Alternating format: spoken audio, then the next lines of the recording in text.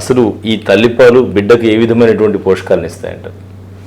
So మనకి ఏంటంటే తల్లిపాలు వారోత్సవాలు అనేది ఆగస్ట్ 1 నుంచి 7 వరకు మనం జరుపుకోవడం జరుగుతుందండి. సో ఫస్ట్ 6 months మనకి ఏంటంటే పిల్లలకి తల్లిపాలు ఎక్స్క్లూజివ్గా అది మాత్రమే ఇవ్వాలి. సో మనకి తల్లిపాలల్లో అన్ని పోషకాలు అంటే ప్రోటీన్స్ కానీ, కార్బోహైడ్రేట్స్ కానీ, ఫ్యాట్స్కి సంబంధించి కానీ, ఇమ్యూన్ ఫ్యాక్టర్స్ అంటారు, అంటే బేబీకి రోగ నిరోధక శక్తికి సంబంధించిన అన్ని పోషకాలు మనకి తల్లిపాలల్లో ఉంటుంది. విటమిన్స్, మినరల్స్, అలాగే నీరు శాతం అంటారు, అన్నీ కూడా మనకి తల్లిపాలలో అన్నీ అందుతాయి.